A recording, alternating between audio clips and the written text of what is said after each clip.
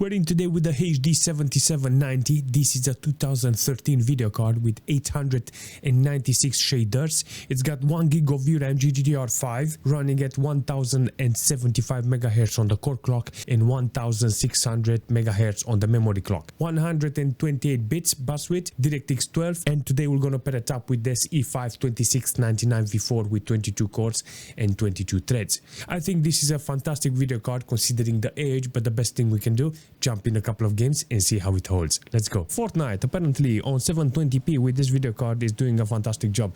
I think the video card has a problem with the HDMI. I think I have to put it on DVI. On HDMI I get the FPS that I see here through the cable, you know, so I get like 200 hertz on the monitor and it feels very snappy and I like it, you know. So in some cases you have to put it on DVI or the conversion in order to get debugged here. Overall performance is great with the video card. I like this efficiency, you know, it's very snappy. The frame time is low. The only problem I have with this video card is that it's 1 gig of VRAM. You know, that 1 gig of VRAM is gonna put you in a very bad position. You need to find the sweet balance between the resolution and the quality.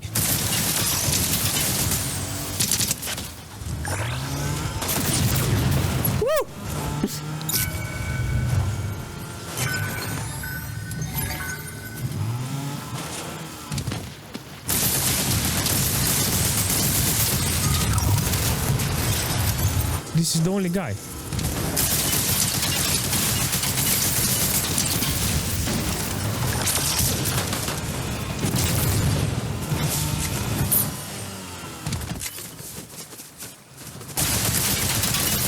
Come on!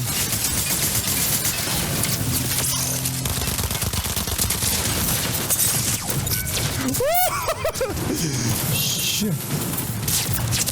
No! That was so insane.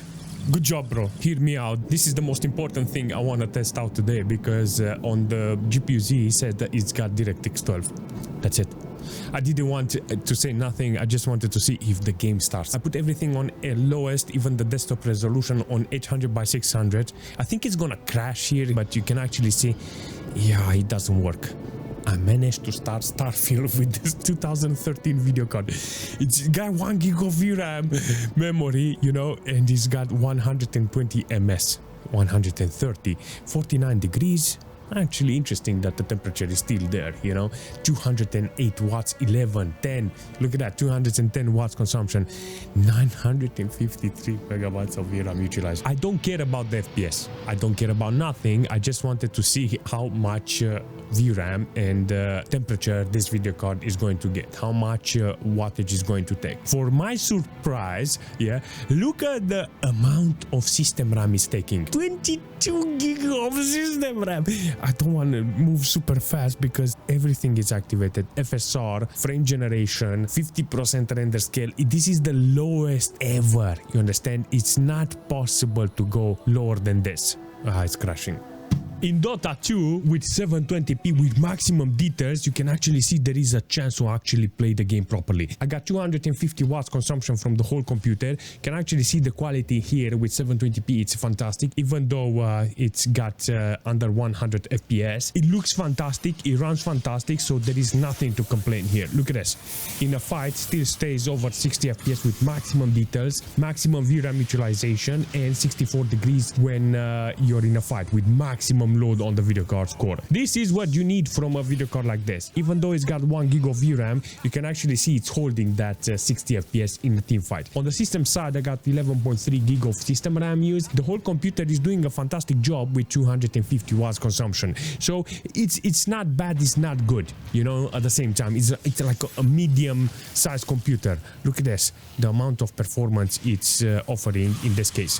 65 FPS, 57, it dropped below 60 FPS, but it's holding even now okay. All in all, the computer and the video card is fantastic. Just in case you're interested on playing Counter-Strike with a video card like this, I put on 720p. I let the game run with window mode full screen in order to take the screen resolution.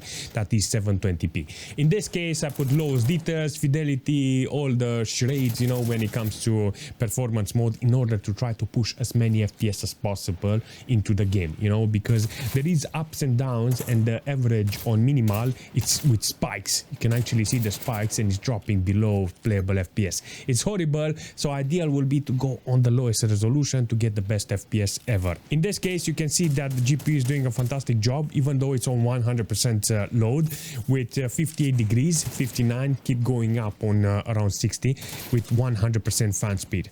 But on the VRAM side, it's full, 967 megabytes of VRAM. But if you're interested on actually playing the game with this, I think 1024 will be even better. In this case, you can actually see the video card, it's almost there to deliver the FPS. There's not a lot of games that can do this. You can actually see the game is pushing 240 FPS. I like it because this one has got HDMI in the back and I can utilize that high frequency. In this case, you can see in Farlight with a smooth preset, you get 240 FPS on average, nearly maximum VRAM utilization. On this occasion, you can see that the GPU is holding properly this game. I want more games like this because this is what I need. 240 FPS from a video card like this, the year of the video card, don't forget, you know. So overall performance here in the game is fantastic. I like it. So I need more games like this, seriously. And you're online, it's a battle royale, so you can actually enjoy the game properly. You can play this game with this video card with more than 720p. If you put it on 1080p, it's gonna be very hard. GTA 5 on 720p with normal details. You know, I wanted to see the video card running here with as many FPS as possible. From here, we're going to put up the resolution a little higher and see how much it's going to hold. I know the VRAM is going to be maximum, so I want to see first the performance, then how much I can increase in the resolution. It's very important to understand how this video card is working, you know, but from the start, I knew 720p is going to be my go-to resolution in this case with this video card. You can see it maximum load on the video card, 65 degrees. So even if I put more details or resolution, I'm gonna skip that temperature in this case. The VRAM is good. Apparently there's not a lot of, I want to say there's not a lot of stutter and I've seen a spike. I like this performance this video card is offering. On 720p, I know in this situation I can go online and I will have no problems on keeping it over 100 FPS. He's doing a fantastic job. Look at it. It's very snappy, under 10 ms. So all in all, with this CPU, I got 250 watts consumption from the wall, and it's doing a fantastic job. The game feels very snappy. 1080p with this video card already dropped to 100 FPS on average. Let's see if we take a drive, how many FPS we're gonna hold, because majority of the time whenever I'm driving through the city, you're gonna get less FPS. So I already seen 90 FPS. So if I'm interested on putting this video card a little lower on the FPS side and get more on the resolution or on details, it will be okay. Depending, if it's still on average with 100, I will take this deal. I got used to 720p back in the days, so I'm all for 720p with higher details. I got 720p. This is gonna be very interesting to see the performance I got with this. I got lowest, and I think we can actually go on 1080p. Let's apply. On 1080p with low details, you can actually see the graphics is totally different. It looks good even with low details, but the performance is still there. Maximum VRAM utilization, 100% load on the core with 64 with 64 degrees on the core of the video card. Apparently with this video card is doing a fantastic job. There is nothing to complain here. No, it's doing great, and there is a lot of entertainment available here in this game. You know, if you're interested to put more details, I should have stayed with 720p and maybe put medium details, and I would have had a lot of details in the game with that resolution.